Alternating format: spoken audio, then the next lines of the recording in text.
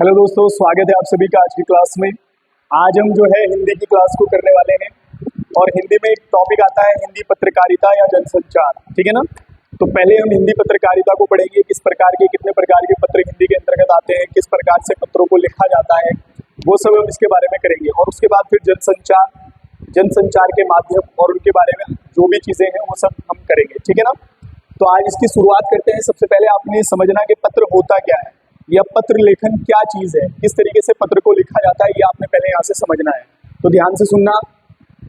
अगर हम बात करें पत्र लेखन की, तो पत्र लेखन वो है कि वह प्रक्रिया जिसके माध्यम से कोई व्यक्ति किसी से मिले बिना, ध्यान से सुनना, वह प्रक्रिया जिसके द्वारा कोई व्यक्ति किसी से मिले बिना अपने विचारों को व्यक्त करता है, अपने विचारों के हाव भाव को व्यक्त करता है और जिस माध्यम का वो प्रयोग करता है उसी को पत्र लेखन कहा जाता है।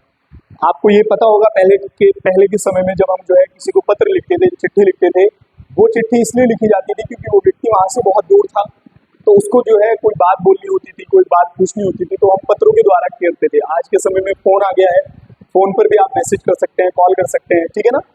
तो वह माध्यम बिना मिले अगर कोई व्यक्ति किसी से अपने भाव विचारों को साझा करता है तो वो प्रक्रिया जो है पत्र लेखन की प्रक्रिया कहलाती है और पत्र लेखन इसी को बोलते हैं। ठीक है ना। आगे बढ़ते हैं। अगर हम बात करें कि पत्र लेखन में कुछ महत्वपूर्ण बिंदु होते हैं, वो आप यहाँ से याद रखेंगे। सबसे पहले है संक्षिप्तता, यानी कि पत्र एक संक्षिप्त होना चाहिए। उसमें जो है ये नहीं कि बहुत सारा हमने लिख दिया है लेकिन मुख्य बात हमने कोई बात उसमें कही नहीं है ऐसी, तो ज्यादा मात्रा में जो है पहले उन बातों को करना जो कि मुख्य बातें हैं। ठीक है। उसके बाद सरलता, सरल भाषा में लिखना, सरल तरीके से उसको लिखना, इस तरीके से नहीं कि सामने वाले को समझ में भी ना आए। ठीक है ना। स्पष्ट, जो आप विषय उसमें डिस्कस कर रहे हैं वो स्पष्ट होना चाहिए और उसकी जो भाषा है वो सरल और शुद्ध होनी चाहिए जो कि समझ भी आ जाए। ठीक है ना। ये कुछ महत्वपूर्ण बिंदु है, मुख्य बिंदु है पत्र लेखन के। ठीक है। अब हम यहाँ से बात करेंगे, यहाँ से ध्यान रखना है आपने पत्र के प्रकार। एक है पत्र का वर्गीकरण और एक है पत्र का प्रकार। दोनों ही दो प्रकार के हैं। अगर हम पत्र के प्रकार की बात करेंगे तो यहाँ से सुनना है ध्यान से। पहले पत्रों के प्रकार में एक पत्र आता है औपचारिक पत्र और दूसरा आता है अनौपचारिक पत्र। ठीक है। अब यहाँ से मैंने इनकी परिभाषा नहीं लिखी है, मैं आपको बता रहा हूँ, आप साथ साथ लिख सकते हैं या दोबारा सुनकर भी इसको लिख सकते हैं। ठीक है। औपचारिक और अनौपचारिक दो पत्रों को हमने यहाँ पर पढ़ा है। तो यहाँ सबसे पहले हम बात करेंगे औपचारिक पत्र की। औपचारिक पत्र बच्चों वह पत्र होता है यानी कि उनके साथ किया गया पत्राचार जिनसे हमारा व्यक्तिगत संबंध नहीं है, निजी संबंध नहीं है, तो उनके साथ किया गया पत्राचार क्या कहलाता है? औपचारिक पत्राचार कहलाता है।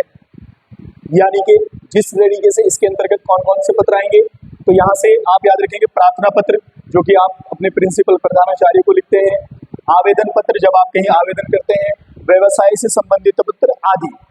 तो ये सारे के सारे पत्र जो हैं कैसे पत्र हैं? तो ये सारे औपचारिक पत्र हैं।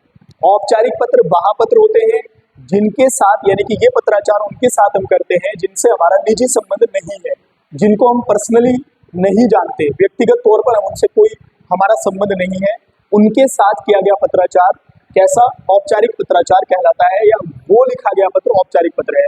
एग्जाम्पल के तौर पर मैंने आपको यहाँ पर लिखकर दिखाया है। तो ये हमारे कैसे हैं? औपचारिक पत्र हैं। कैसे हैं? औपचारिक पत्र है। आगे बढ़ते हैं। अनौपचारिक पत्र दूसरा प्रकार है अनौपचारिक पत्र। अनौपचारिक पत्र वह है बिल्कुल उल्टा।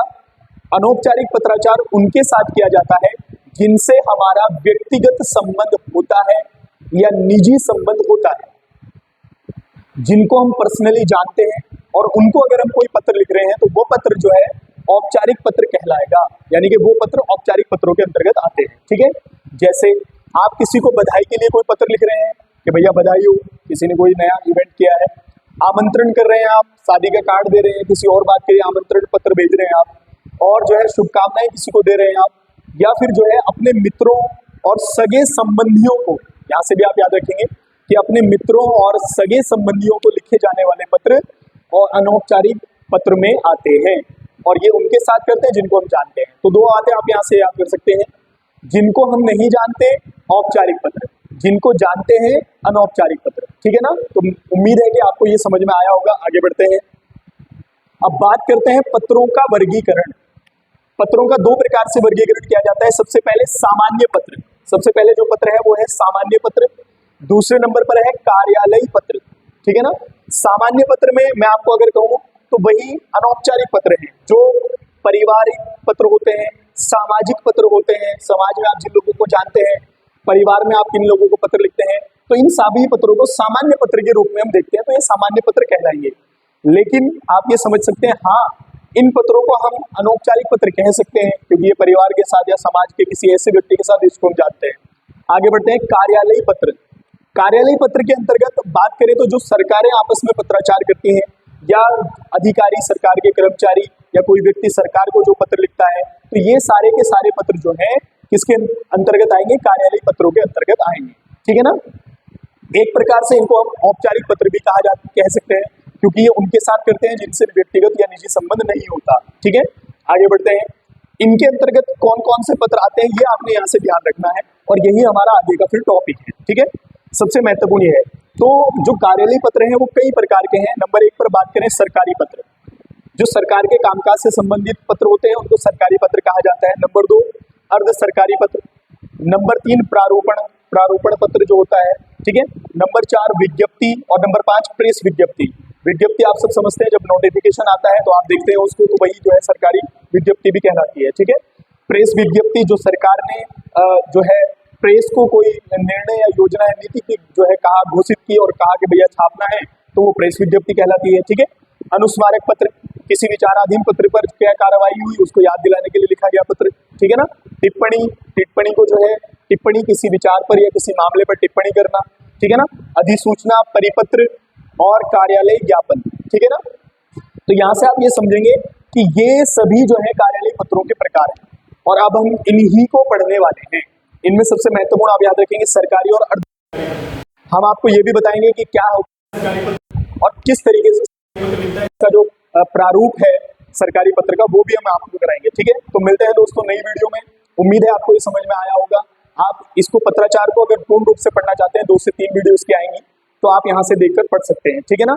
तो नई वीडियो में हम सरकारी और अर्ध सरकारी पत्र और आगे की जो भी चीजें हैं उन सबको हम करेंगे। धन्यवाद।